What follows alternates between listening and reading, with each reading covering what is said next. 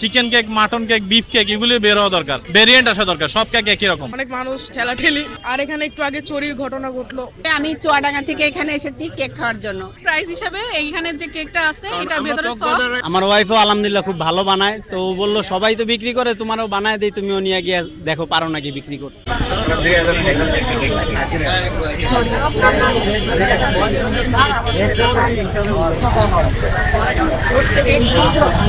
রাজধানীর আগারগাঁও এলাকা পরিচিত অফিস আদালত আর দাপ্তরিক কাজের জন্য হঠাৎ করে এলাকা কেকের রাজ্যে পরিণত হয়েছে।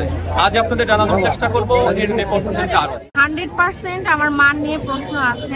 এখানে দেখেন পুরাটার মধ্যে এত পরিমাণে ইমালশন ব্যবহার করেছে যেটা কিনা খুবই ক্ষতিকর। ঠিক আছে, এত ইমালশন একদমই ব্যবহার করা উচিত না। যেহেতু ভাইরাল হয়েছে এই কারণে টেস্ট করতে আসা, আর টেস্টটাও বেটার। প্রাইস হিসাবে এইখানে যে কেকটা আছে এটা ভেতরে সফট। আমি চুয়াডাঙ্গা থেকে এখানে এসেছি কেক খাওয়ার জন্য। ভাইরাল হওয়াটা মূলত বড় কথা নয়, বড় কথা এখানে নিজেকে প্রতিষ্ঠিত করা। যদি প্রতিষ্ঠিত না করে ভাইরাল হয় তাহলে কিন্তু কোনো ইনকাম নেই। তা আমি মনে করব প্রতিটা আপুকে বা প্রতিটা ভাইয়াদের এখানে সুন্দর শৃঙ্খলা বজায় কাজ করা। আমি আজকে প্রথম আসলাম, তো এটা অনেক শুনতে পারছি, অনেক নাম শুনছি, যার কারণেই মানে আসলাম দেখতে আজকে বাচ্চা নিয়ে। অনেক মানুষ ঠেলাঠেলি, যেন অনেক মানুষ, আর এখানে একটু আগে চুরির ঘটনা ঘটলো, তো একটু সমস্যা। জাকির ভাইয়ের কেক খাবার পরে মনে হলো যে আমার ওয়াইফও আলহামদুলিল্লাহ খুব ভালো বানায়, তো ও বললো সবাই তো বিক্রি করে, তোমারও বানায় দেই, তুমিও নিয়ে গিয়ে দেখো পারো নাকি বিক্রি করতে। তো ওই থেকেই শুরু আর কি। এখানে আমি 1.5 বছর হলো বসতেছি এখানে, মানে যখন রাস্তাটা ভাইরাল হয় নাই তার আগে থেকে বসে। আগে থেকে বেচা কেনা কমে গেছে, আগে যেরকম বেচা কেনা হতো এখন এত দোকান হয়েছে, আগে মাত্র 3টা দোকান ছিল। খুব মজা, ভালো লাগছে।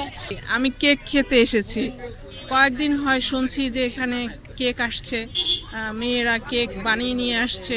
ভাইয়া যেহেতু প্রাইভেট কার আছে, গাড়ি দিয়ে, রিক্সা দিয়ে, অটো দিয়ে আসা তো কষ্ট, আর স্পেসও পাওয়া যায় না। সো ভাবছি গাড়ির মধ্যে রাখলে কেকগুলো এসিতে ভালো থাকবে আর আমারও যাতায়াতের সুবিধা। এর জন্য দেখে মনে হচ্ছে যে আসলে সব কেকই আছে, chicken cake, mutton cake, beef cake এগুলি বের হওয়া দরকার, কারণ কেকের তো অভাব নাই, ভেরিয়েন্ট আসা দরকার, সব কেক একই রকম। এটা ভাইরাল হওয়ার পরে এখন বেশি আপনার জ্যাম হয়ে গেছে, ভালো মানে আমাদের জন্য ভালো।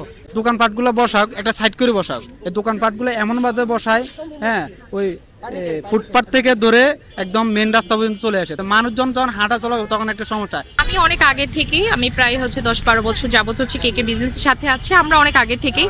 কিন্তু এখন জাকির ভাই ভাইরাল হয়েছে, সাথে আরো অনেকজন অ্যাড হয়েছে, এটাই।